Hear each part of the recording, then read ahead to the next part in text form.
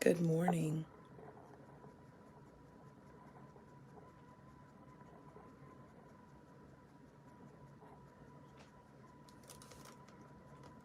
Good morning.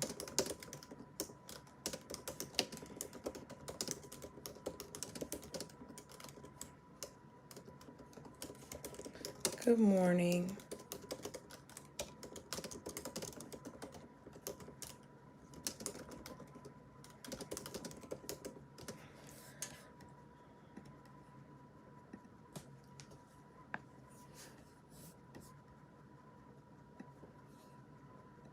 Good morning.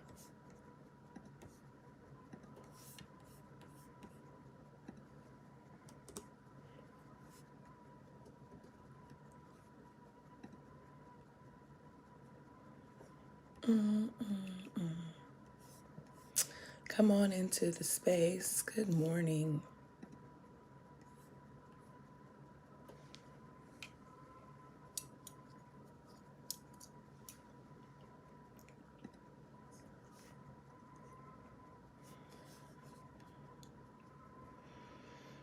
Good morning. Good morning. Good morning.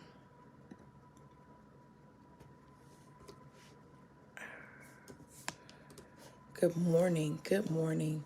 Good morning to you. Good morning. Let me see if y'all, guess what I don't have still? A stand. Don't laugh. I still don't have a stand. I need an assistant in real life. In real life, I need an assistant. Like, as the young people say, no cap. I really do. I need an assistant. Girl, syllabi. Don't talk about that, Jamie. Good morning. Welcome. Welcome into the room. I'm calling it forth. I allow an assistant, one that I can afford, one that is capable, one that understands and discerns, has wisdom, understands discretion. Yeah, I'm calling that forward. Yeah, I'm at the place where I need a team. Amen. And I desire a team. Good morning. Good morning. Come on into the space. As you are coming, please click like and share. Good morning. Good morning for those of you who are finding us for the first time. Good morning. Good morning. Good morning. I am Melva Sampson, the Reverend Dr. Melva Sampson. I am the curator and creator, the digital griot, of this beautiful, eclectic, diverse, diverse ideologically, diverse religiously, diverse group of wisdom seekers, of truth bearers. And we come here every Sunday morning at 8 a.m. Eastern time, 8-ish, because clearly wasn't here at 8, between 8 and 8:15. So turn those notifications on, click like and share, and turn those notifications on. We invite you to join our YouTube community, Pink Robe Chronicles. Please go over there. You can also watch over there, Ashe. And so we are just glad. Yes, Pamela, y'all want to give me a stand? Yep. That ain't only Spirit, because this morning Spirit was like, just go on and ask somebody to send you one, because I feel I'm overwhelmed. That's what I am. It's not about having a resource. It's just I'm overwhelmed, and I think that there are more pressing things. And so I start doing this and I start doing that. So many things are undone. If you can see how many tabs are opening, I preached about this before. Hey, Tammy Tam, how many tabs are open on my computer? How many emails I have? Honey, somebody come fix my life. Yeah, so I'll put in the chat if you send me some kind of inbox where to send it. Something, just a nice little stand. It could be a clip on the desk, so it like with a bendable thing, or it could just be like something small that I could travel with, right? So just a stand where my phone could fit. I have an iPhone, I think it's 13 or something. Hey, Britt, and so I would be appreciative, folks. Thank you, thank you, thank you, thank you. So hold on. I have a few announcements.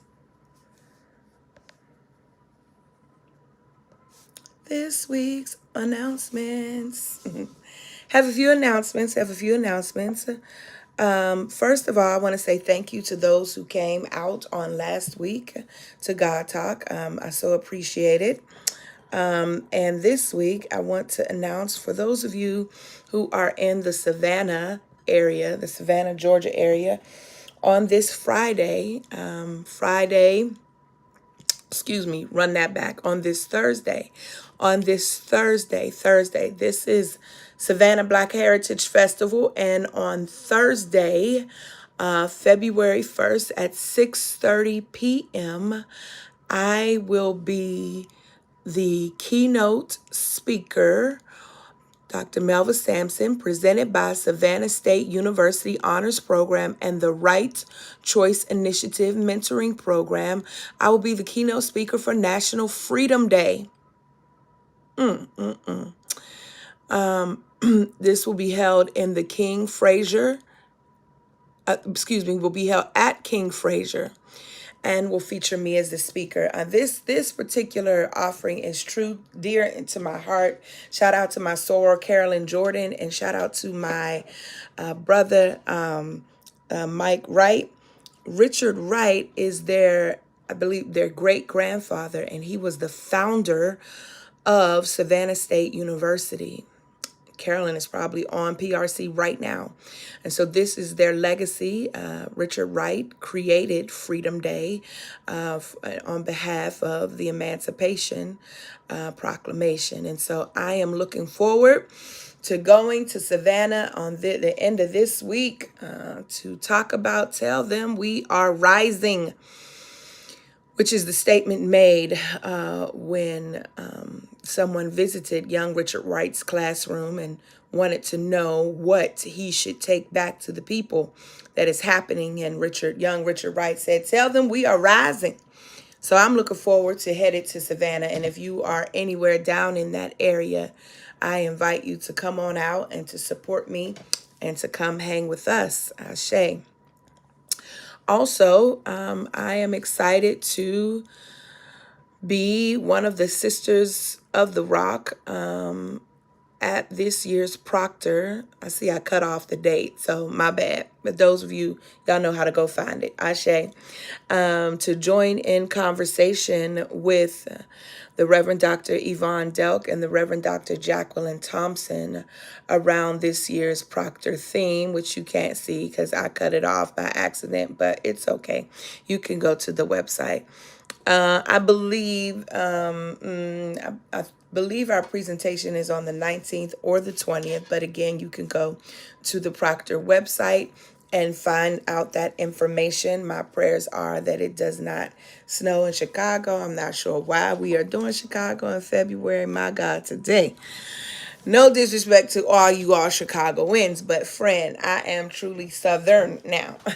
And I am never interested in visiting the cold states in the cold months. So prayers for some mild weather. Amen and ashe. That concludes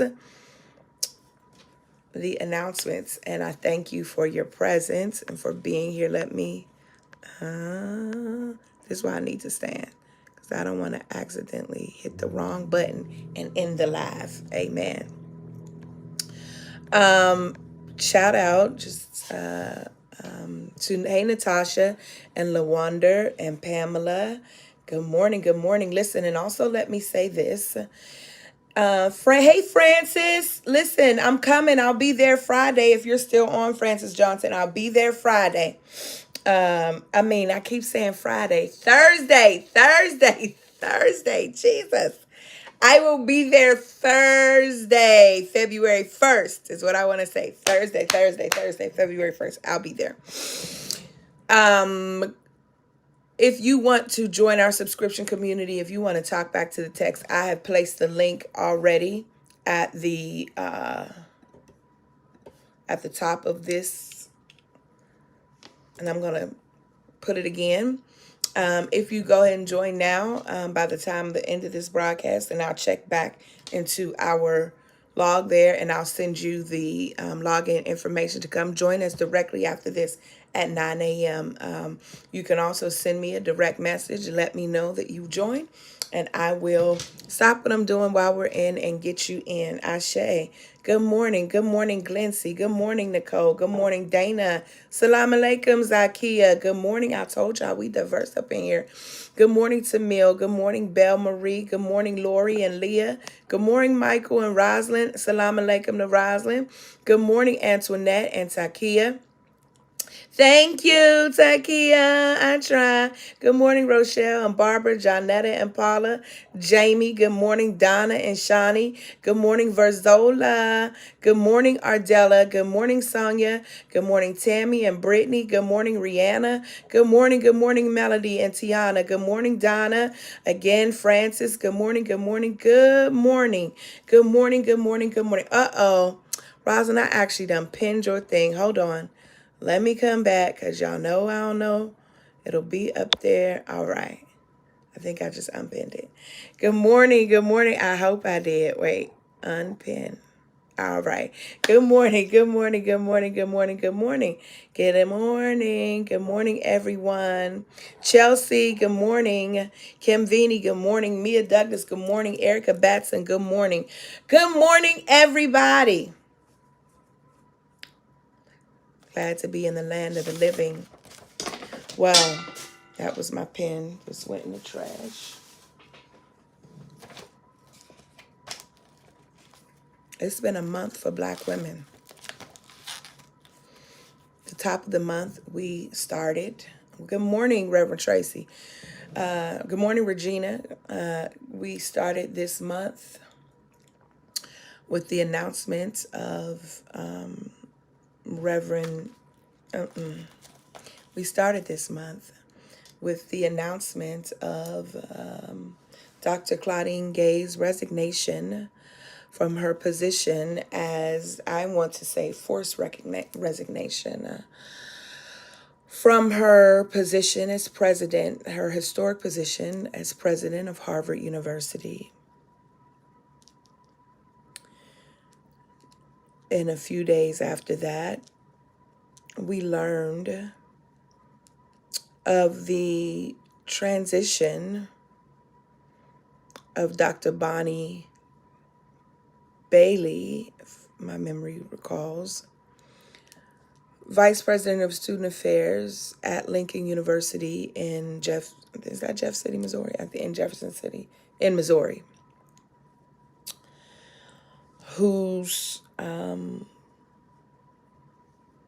left for us a tale of her own story that did not have to be mediated, but in her own words, detailing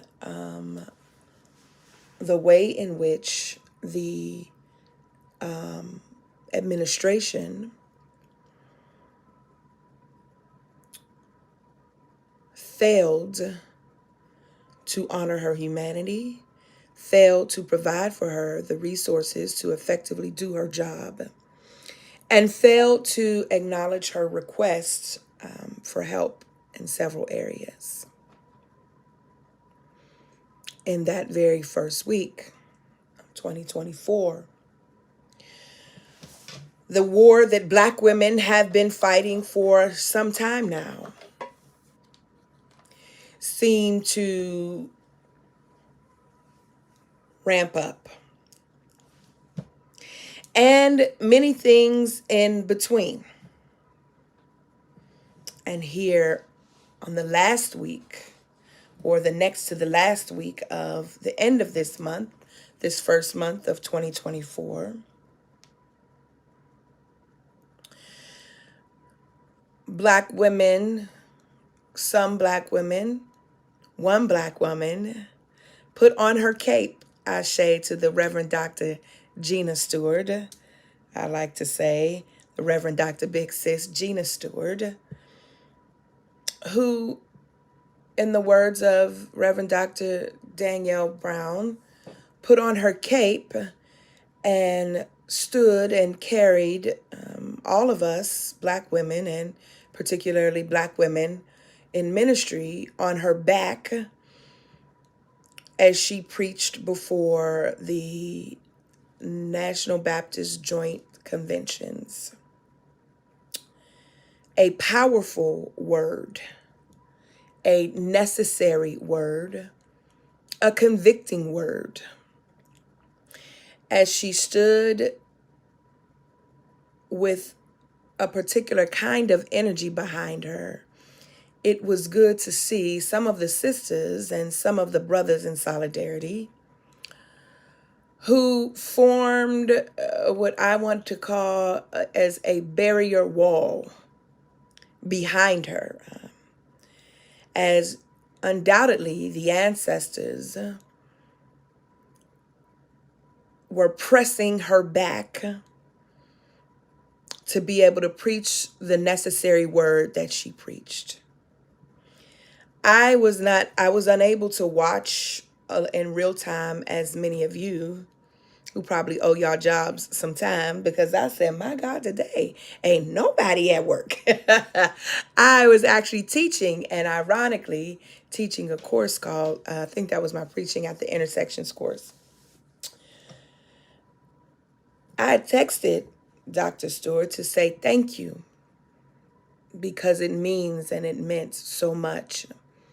It was indeed a historical moment.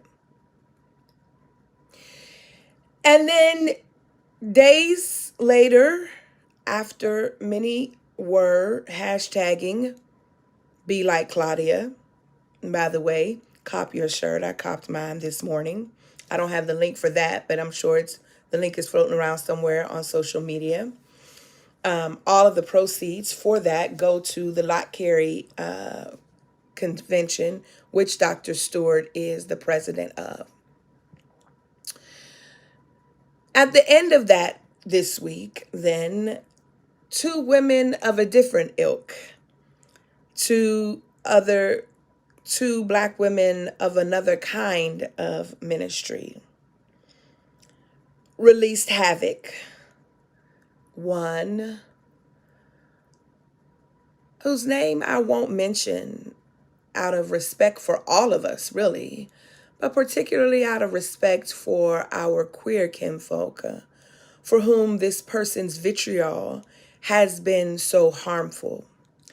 But this gospel singer turned pastor, in what has become their form, interrupted a congregational singing moment to chastise one who was attempting, I guess, to sing alongside, to let them know that she was singing a solo. and no doubt causing harm. And then, if not the same day or the next, y'all's little friend, as my elders would say, your little friends, y'all's little friend Nita got up on the pulpit and told the congregants that their worship was problematic to her. That women are praising like, women are praising like men, and men are praising like women. Now, there's a whole problematic piece in there. She chastised men for suits being too tight and for them not having any oomph in their shouts. She has been, she is problematic. So here we have these various experiences of Black women just in the month of January. It shows that Black women and our lived experiences, absolutely, and our lived experiences are, yes, Pamela, I'll send it to you right after I finish. Thank you. Our lived experiences are not a monolith. I have to walk slow into this morning. Our lived experiences are not our lived experiences as Black women in ministry are not a monolith. We are not all the same. But what each of these experiences, be it the church, be it the academy, and be it put in your location, what each of these experiences reveal for me or bring up for me is the question of why we stay. Now, I want to be clear before those of you who do what you do, those rebel rousing shadow boxers, Twitter finger, Facebook rebels. Before you get to not listening to the entirety of what I'm saying and what I'm asking, before you draw your conclusion without engaging all of your senses, before you go place me in your group chat, before you go tagging and sharing without listening, which is a key skill necessary to engage in conversation, I want you to pause and hear me when I say what I'm about to talk about, or where I am going, is not a burn the church down message. I'm not interested in burning the church down. I've never been interested with burning it down. It's possible I may have said it before in haste, but today, 2024, that is not my interest. I recognize its history, its potential, its flaws and all, but I recognize what it means as an institution to many. Okay. There's that disclaimer. What I'm more wanting to engage is Black women in particular, and those who sit at various margins or who live at various intersections that are marginalized. My question, particularly as it pertains to denominationalism, which includes non-denominations, is why we stay. Now, hear me when I say to you, me engaging a question about why we stay in denominations is not the same as saying leave the church. I gotta say it for the people in the back, because the people in the back don't really listen like that, right? So we are clear. We are clear. Ashe, if you're clear, if you hear the clarity, if you understand, just put an emoji down. This is our virtual agreement that you're clear. You're clear on what my premise is. I had to wait for a minute because I'm a little ahead of y'all.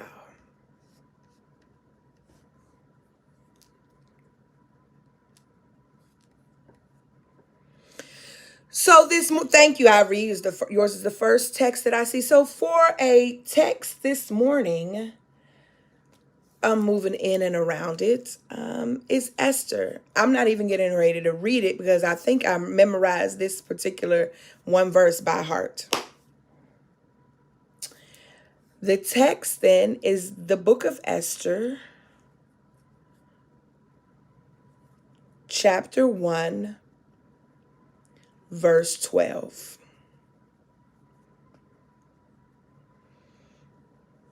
And I think it says something like this. This is from memory. Something like, and Queen Vashti refused to come at the king's command. And Queen Vashti refused to come at the king's command. In 2012, Leslie Morgan Steiner delivered a TED Talk about what she said was a disturbing question. Why does she stay? In this talk about domestic violence, Morgan Steiner, a New York Times best-selling author of Crazy Love, talked about her experience as a survivor of domestic violence. She detailed that one of the most common questions that victims or survivors of domestic violence receive is, why do you stay? Why do you stay in this abusive situation? In her sharing, she talked about this notion, or her definition of crazy love. And her definition of crazy love is that crazy love is a physical and psychological trap that is disguised as love. I really got to take my time. That crazy love is a physical and psychological trap disguised as love. And that many people stay in abusive situations because they love the person, or they love a system, or they love a thing. And they equate the amount of years or the amount of time that they have been with or been connected to a thing with of not wanting to forfeit this amount of time because of all of the deposits. All of the deposits, and the deposits being time, being years into a relationship. And so for Morgan Steiner, the reason, including herself, why people stay connected, why, in her case, she was talking about her, so a woman stays connected or in one reason in an abusive situation is because they cannot disconnect this feeling or this notion, this idea of love. I want to add that it is not only that they cannot disconnect this from this crazy love, but I'd like to suggest a phrase that I learned this weekend while doing ancestral healing work in Atlanta with a group of just profound human beings, working on clearing any unwellness in our ancestral lineage so that the path could be clear, and at the same time working to reconnect our relationships with our ancestors. In one of our sessions, led by Dr. Mark Armstrong and Sister Bahia, and her last name eludes me right now. I apologize, Sister Bahia, if you watch this, and I hope that you know that my inability to remember your name, your last name right now, does not in any way, shape, or form diminish the wisdom that you brought to our group. But in this conversation, Dr. Mark and Sister Bahia brought up this term, hidden loyalties. Hidden loyalties, that we all, the reason why many of us remain connected to systems, places, and or things is for Steiner Morgan, because we have a crazy love, this kind of psychological and physical trap that is disguised of love. Dr. Mark would say it is because we are connected to these hidden loyalties. That we all have loyalty pain, and we know it because it's so familiar, because we can walk into a place, a situation, and or know who's hurting because we've seen it before. Let me take my time. So, as Lori is telling this story about her own experience with domestic violence, it takes me back to my story as a child who grew up watching or witnessing, having witnessed domestic violence, having witnessed my mom experience domestic violence. And there's a particular time that comes to mind. And that particular time is after an incident. My mom then went and cooked breakfast. And even I feel like I was probably about 7 or 8, between 7 and 9 years old at the time. And even at that age, after having just witnessed a violation, I was confused around how you can just experience physical harm, emotional harm, and then go fix nourishment for the being that just harmed you. I was lost. And for years, that scene has played out over and over in my mind. And my mother and I have had conversation about this at length. It is one of the reasons, for those who think that I am extreme, it is one of the reasons that I live at a particular extreme of the spectrum.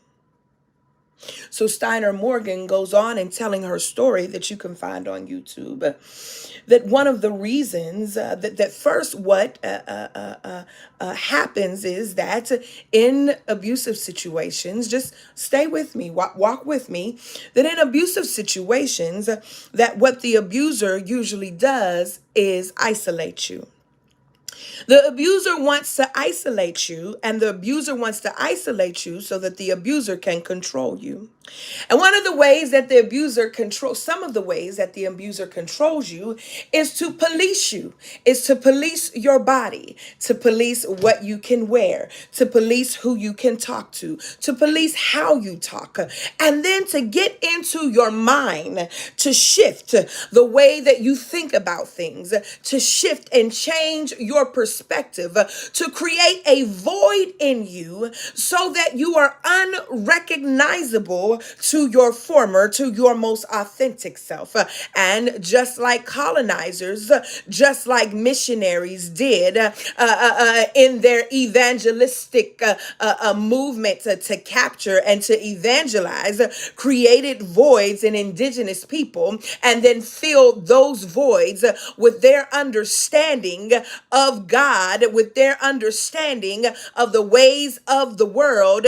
Hence, that though indigenous folk all over begin to relax and to release the ways and being, knowing of their people and their culture, and to take on through this missionized Christianity the ways and being of those that were coming to steal their land, the ways and being that those that were coming allegedly under the guise to trade, but really to steal and to take the land. So it is that those who are abusers, those who physically, who mentally, who sexually abuse, those who are abusers do the same thing. They create a void. And in that void, their desire is to break you down. Their desire is to take your agency so that when you have the opportunity to escape, you will, before taking the chance to escape, before actually taking advantage of the window, you will begin to filter, my God, you will begin to filter through all of the reasons why you shouldn't. And one of those reasons will be because you love them and because they love you. My God, today, Melva, what are you saying? I'm not getting what you are putting down. In this chronicle, in this reflection, friends, I am situating these denominations and calling out by name the National Joint Baptist Convention, whatever they called. I am situating them as the abuser. And baby, it ain't just them, but that's just the one that's in front of us today. And I am situating those of us who maintain, and I know it, I feel it in my spirit that this is going to offend some of you. And you get ready to email me, you're about to raise the question, you're about to ask me, well, what if you look at it like this? For those of you in the clearing, we can talk about it in the clearing, but for right now, I'm not looking at it like nothing but what it is in my spirit. I want to say that respectfully to you. I want to say it respectfully to you, even if you put it in the chat. I'm not going to see it. I'm not going, because that's not what's in my spirit. I have been sitting with this before this week. I have been sitting with the question of why, since 1999, when I sat in my first New Testament class in seminary, since 2000, when Luther Smith was teaching Howard Thurman in spirituality, since 2001, when Alton Pollard hit me with civil rights and black consciousness and intro to black church studies, I have always been asking this question, maybe not in this form, but asking, what is it and why do we stay? What is it about us that we stay in abusive situations and we rack it and we say because we've deposited so much into it? What is it that we are aligned with institutions that are not aligned with us? What is it? And some of you all will say because we don't need to burn it all down. Some of you will say because there are things that can still be restored. Some of you will say because look what happened now as a result, but at the cost of what? And so, friends, this simple morning, I am positioning these denominations. Hear me clearly. I didn't say church. I ain't say God. I ain't say Christians. These denominations as the abuser. And I am suggesting that could it be that many of us who have these hidden loyalties to these institutions that continue to harm us, that continue to plague us, that continue to come for us, that then got the damn nerve to not to show up because they don't want to be shown as being in solidarity with us, could it be that we have a plight of crazy love?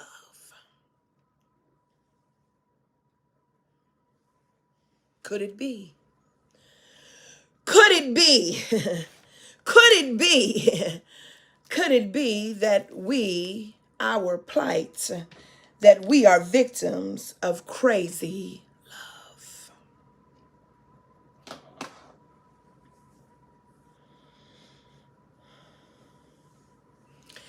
This brings us to this morning's text. Most of it, again, this particular exegesis that is by memory, because I have preached from this text a lot. I preached a sermon called Hell No from this text that is published. I preached a sermon called Exile or Compromise from this text.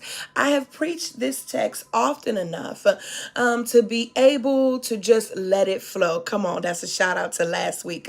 To be able to let it flow. This text, though, this book of Esther is it is one of historical fiction. My God, and the historical fiction means that it is fiction that is set, that uses actual events to tell a story. This text was also written in the post-exilic period. The post-exilic period of Jewish history, it's between the end of exile in Babylon, which is around 538 BC, all the way up to AD 1. The setting of this text is in the Persian court. The King Ahasuerus, King Ahasuerus is having a party, and at this party, he is wanting to show off his wealth. He is wanting to brag on what he has. He wants to make sure that everyone knows that he's the number one stunner. He is swagalicious. He is, making sure that he is the one, if you will. And at this party, he has invited many of the, like the mayors and the council people and the older people. He's invited all of these people to the party. It was, I think, a 90-day party for 3 months. These people dined and wined on the finest of food, the finest of wine. The jewels were were on display. And as they, Dr. Byron, were on display, after this 90-day party ends, he decides we're going to go a little bit harder. I don't know about you, if you've ever turned up, and just when you thought that the turn up was ending, somebody said, let's hit the after party, and you say, let's go. Maybe that's just me. Come on. And so after this party was over, the king then holds a more exclusive party. And at this exclusive party, he decides to go for what some academicians have deemed the shock and awe factor. He decides that he's going to bring him out. He is going to bring out his prized possession. Hear me, possession. His prized possession. He is going to shock them and bring out Queen Vashti.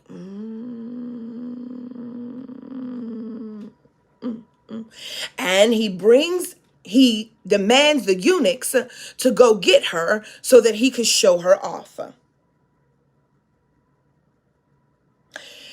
When the eunuchs go to ask Queen Vashti, not to ask, to tell her that the king is demanding her presence, verse 12 tells us that Queen Vashti refused to come at the king's command. This set off a series of events. The king, now flabbergasted that whom he possesses, that whom is under his control, has refused his command, goes to his trusted counsel and says, now listen here. What shall we do as a result of Queen Vashti refusing my command? And the council says, see, we got to do something about it, because if the other women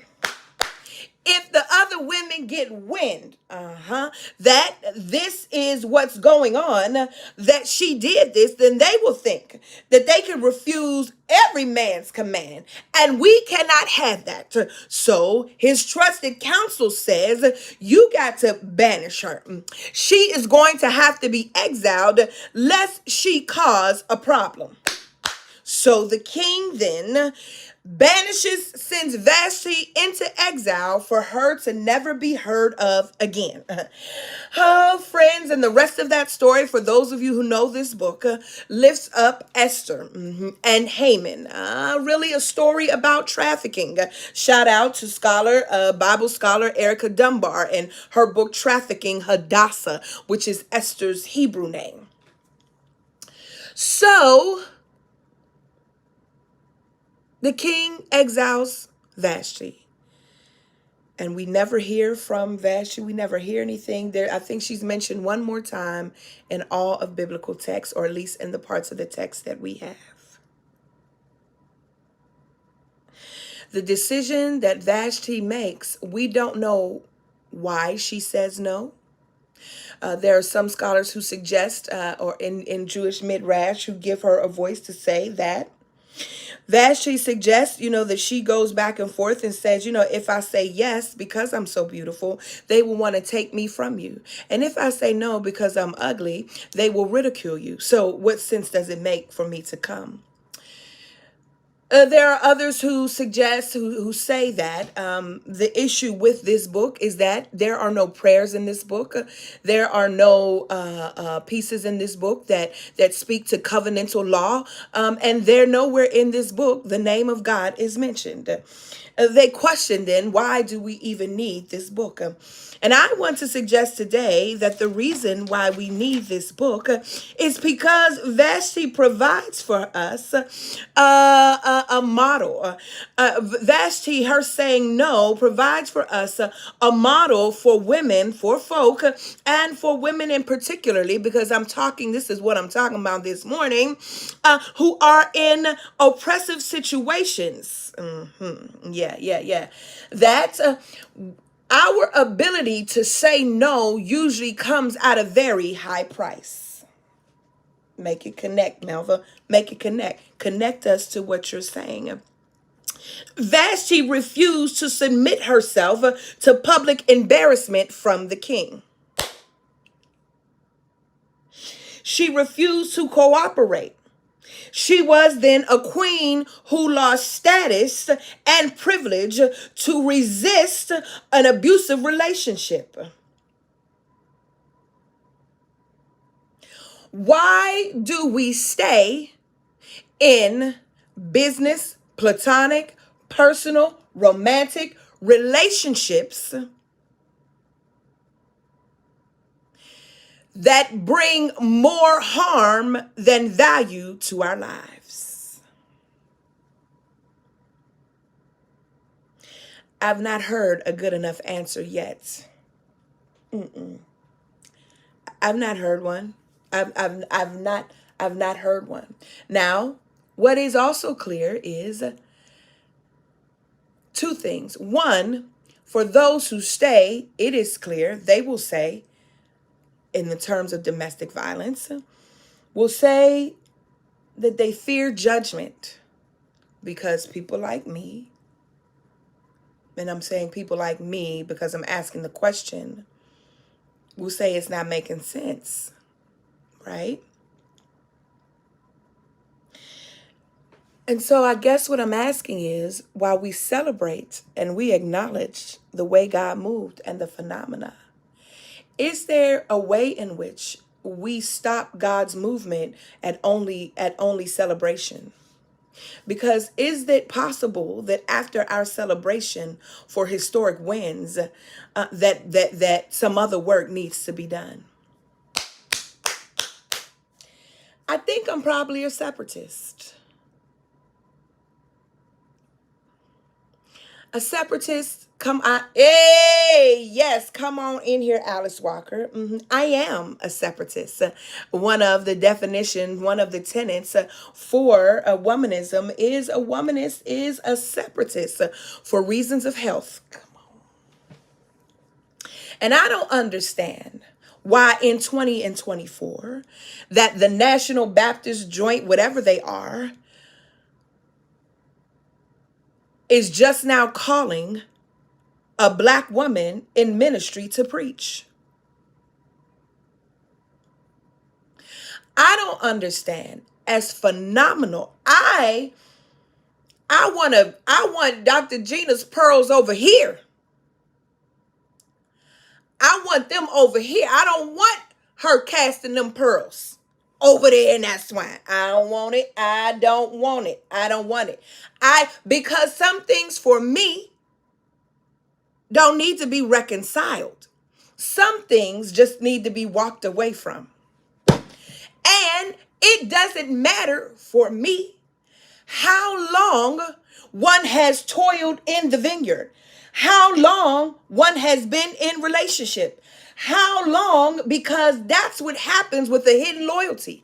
A hidden loyalty will cause you to overlook the problematic ish that happens, will cause you to say, well, this is the strategy. See, we got to keep our enemies close. And the way that we keep them close is to keep our membership, is to keep our strategy. I'm not talking about Reverend Gina. I'm talking about overall. I got to keep saying this for those of you all who don't listen well and will take back the narrative in a way that I'm not saying it. But there is a way in which we have to continue the conversation, but we get so hyped because somebody finally invited us so that we can prove them wrong. We need to stop being concerned about proving them wrong, and we need to refuse the command.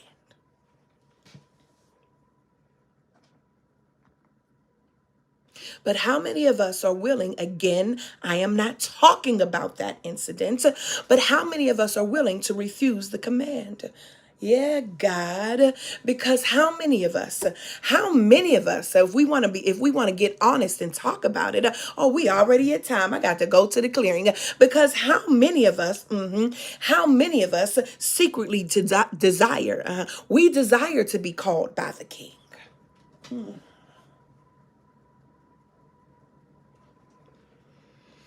We got that on our vision board, the places we gonna go speak.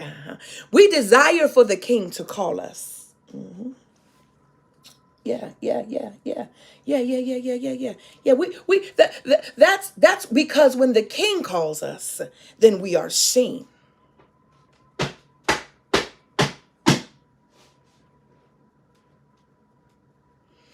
Come on, Byron. When the king calls us, we refuse.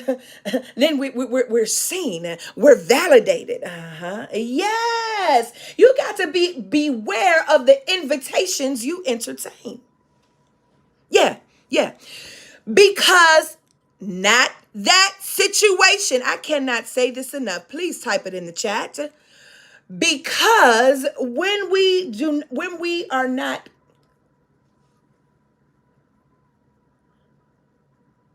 when we don't beware, crazy grammar, then we say we are in alignment with this. Even if our presence is doing something special,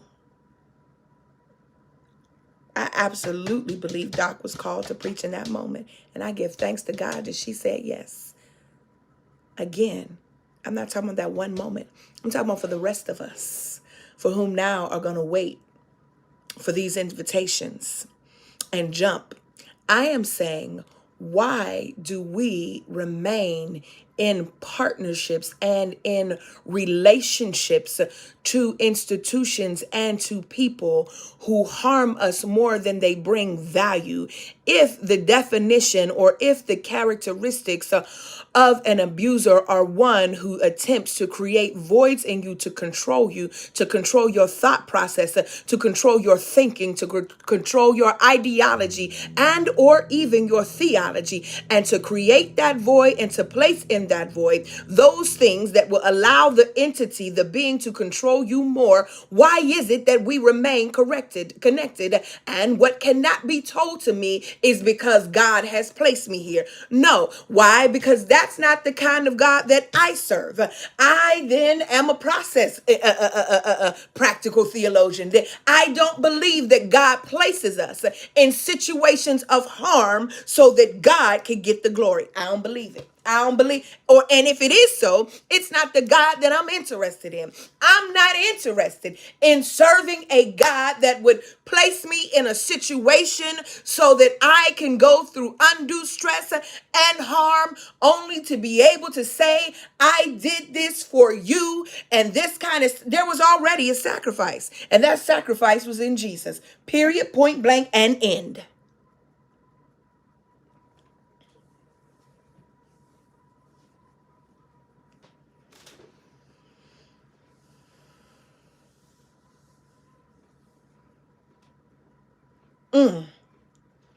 And I want to also admit, as I prepare to go to the clearing, that this is a point of pain, as you see, for me. This is, I want to admit, this is a trigger trauma, which I call it a trauma trigger. Absolutely. It's that. For all of you clinicians out there who are assessing me right now, absolutely. I'm very clear on where I am. I am very clear. And hear me, I didn't tell you to burn the church down. I'm saying, can we question these alignments? Well, Melvin, you don't understand. I do. No, you don't get it because, you online. And the church you was a member of in Winston, you don't even go there no more. You don't get it. And hence, friends, that is my point exactly. That is why I am online. Come on. Don't miss it. Because we're not aligned. Because we're not aligned on issues with women. We're not aligned on issues with queer people. We're not aligned on issues with poor people. We're not aligned. I am not aligned, and even your social justice denominations, even alleged denominations. We ain't letting off UCC. We ain't letting off Disciples of Christ. We definitely ain't letting off United Methodism. We ain't letting them off. It's the same thing. It's the same thing.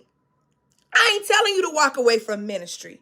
I'm not telling you to walk away from your church. I'm simply asking a question. Will you consider that your attachment is a representation of crazy love? Will you consider that your attachment, that your inability to let go of a system and a situation that continues to bring harm to you, that continues not to see you, that continues to place you in a questionable and dangerous state, will you consider just a little bit that you have a hidden loyalty? A loyalty that is harmful. And what are you saying to your children? Just those of us, like those of us who grew up in homes where we watched our moms, and for some of you, your dads, be violent. What did it say to us? It said to us somewhere, somehow, that this is how it's supposed to be.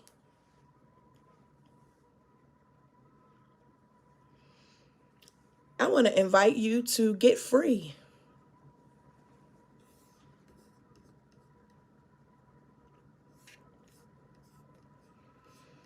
I want to invite you to get free. And here's what I want to say. I want to end like this because I'm super over time.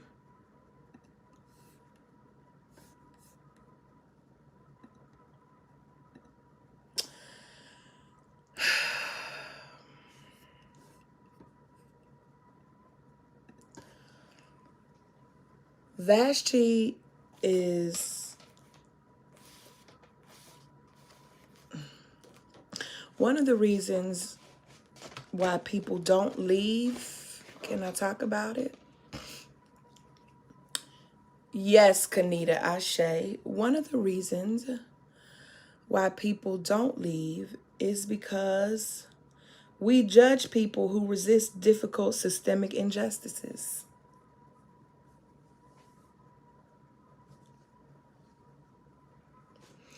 We judge people who resist difficult systemic injustices.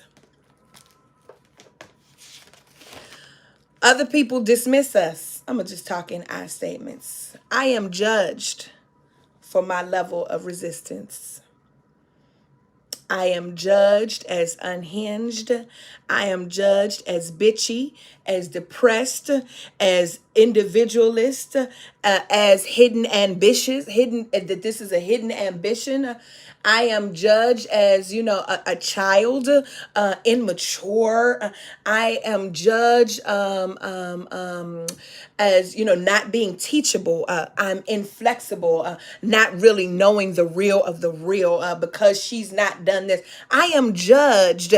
People don't leave because when they leave, it's a damned if they do, damned if they don't. They stay because of the judgment. They also stay because what happens when we leave, not knowing what is on the other side. And I'm simply asking today, friends, what is it that we believe the institution can do that we cannot? If we believe that we ourselves are institutions, what more would we be able to create that expands, that broadens our community, that allows it so that everybody has a space and everybody has a place? What would it mean then for us to really walk out? We've been saying it for years, but it's never ever really happened. What would it mean if everybody started saying no to particular kinds of invitations? What would it mean if we would start opening the casket? What would it mean where we would take the power out of our hidden loyalty? And what would it mean if we decided to stop engaging in crazy love? That physical and psychological trap disguised as love.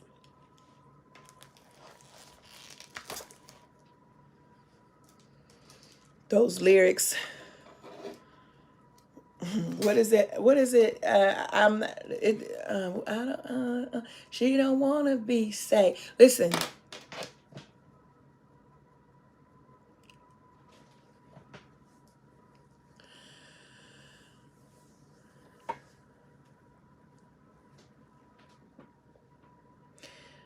Queen Vashti gave up. It was a perceived privilege. Yeah, maybe she had more than the common person or the peasant, but what did she really have as somebody's property? Maybe she had become accustomed to a kind of luxury, a kind of convenience. But what really is that when you really don't have the ability to say yes or no at your own command? Maybe in that moment, Vashti chose her own sanity. Maybe she chose her own sensibility. Maybe it's because we don't know for how long she'd been saying yes. How long had she been saying yes? Come on, Tamil. Come on, Tamil. Come on, Tamil. Come on, Tamil Jones says yes. Tamil says, I think that this is what it looks like to heal the trauma, not a trauma response, because the trauma response is staying. Slow clap. Slow clap. I don't have a nice clothes for you. I don't have a nice pretty bow to put on this. I don't have anything to make you shout and to make you be like, I don't got nothing for you to put on a t-shirt. I don't have nothing. I just have the question, why do we stay? It is something that we need to all consider. It is something that we need to, why you want to be in something where people don't want you? Just to be able to say, because I was created equal and we could do it? And then after you do it, what happens? What happens to your livelihood? What happens to your quality of life? Or once you get to the victory, come on. Once, the Voting Rights Act passed, like what happened to Martin Luther King's life? Was he no longer stressed? Was he no longer, why do we can't stay at the mountaintop.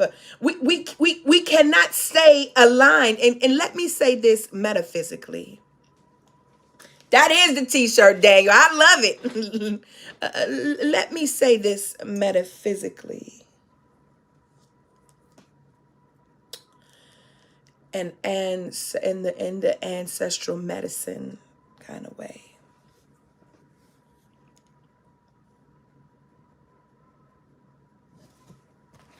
Hold on, let me look at my note, and then we headed over to the clearing.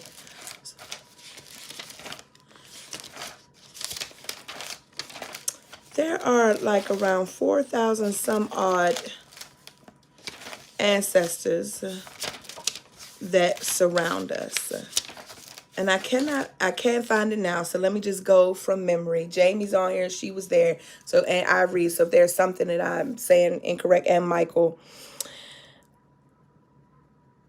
Is it when we are healing that we are healing 9 generations behind and 9 generations ahead? Jamie, Ivory, or Michael. That we are heading 9 generations ahead and 9 generations behind. That some of you who are new to this language about ancestors, this is, I don't have time to break all of this down, but let me simply say, some of us even do use this word too soon. Just somebody might have died yesterday and you already calling them an ancestor. Incorrect. That the getting to the ancestral realm is a journey, and when they make that journey, once they get there, we are not clear if they are well or not. Meaning, are they well in their spirit, because we believe that they are still alive, just on another plane. But what happens with ancestors who are unwell is they interrupt the flow of ancestral blessings, and because they interrupt the flow of ancestral blessings, then there are those of us who are here stuck, as Dr. Mark said, stuck kind of marking time, stuck in the same motion. And we've been stuck in that motion for years and possibly even for generations. And this is where generational burdens come from. Notice what I said, generational burdens, not curses, burdens. This is where these generational burdens come from, because the ancestral line is not healed. One possible way when someone transitions, when we think about what kind of hurt were they carrying, what does it mean then for an ancestor to have transitioned that was carrying a deep-seated church hurt?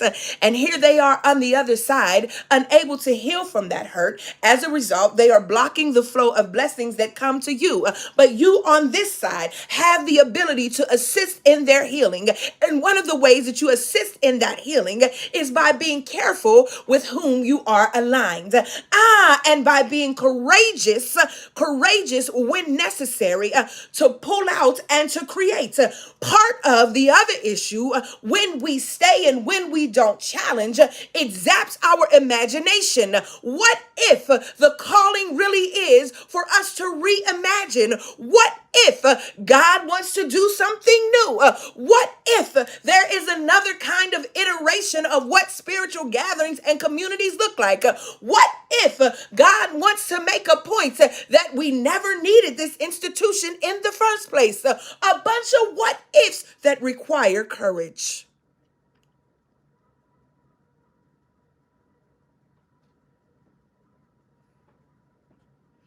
I want to tell you that discerning your alignment is a holy practice. If you've heard nothing from me today, I want to come back as a good teacher does and say this. I am so thankful for the Reverend Dr. Gina Stewart. My God, that sermon was a homiletical masterpiece. My God, today, honey, the anointing was all over her. Whoo! She preached a mighty word. She incited and she ignited. She came for the people, and it did as what it needed to do. As the young folks say, she ate and left no crumbs. Hear me when I say that, Ashe. Also, hear me when I say that the church, in and of itself, I want to talk about it as the spiritual community, is absolutely necessary. It has deposited in so many of us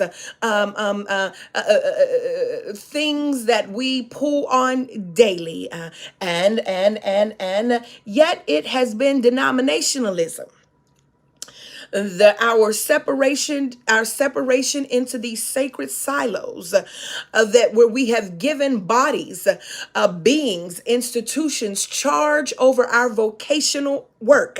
We have handed over our agency. We have given them wherewithal. Instead of listening to the voice of God, we have handed our discernment to them to do with it what they will. And as a result, we have aligned our institutions, our individual churches, with institutions that are not aligned. I'm Baptist, so I'm speaking about soul autonomy, that are not aligned with our local churches.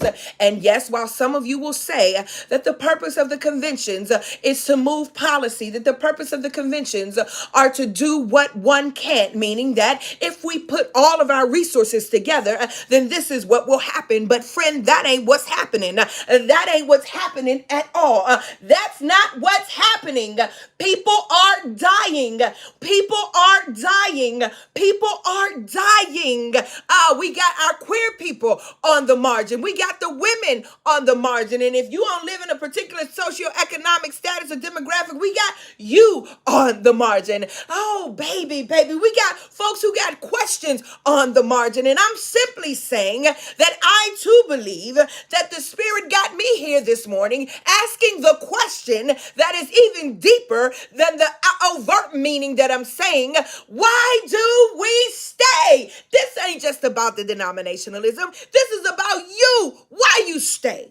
Why you stay in situations where people don't honor you? Why? Why? Because I just need the money and I ain't in a position right now. Why won't you trust God? Why won't you trust God?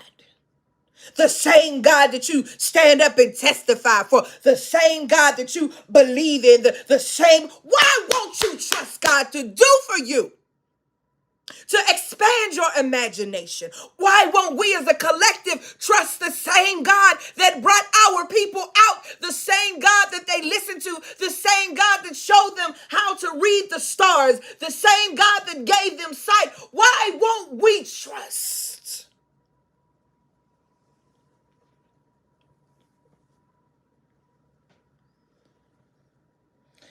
Let me tell you what this also means for me.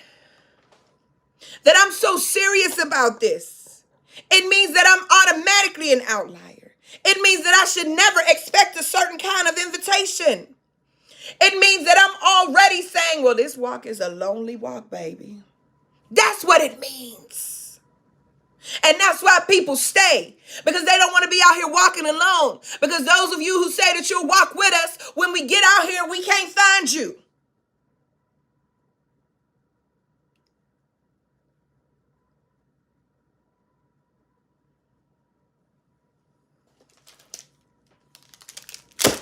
I'm sick of it.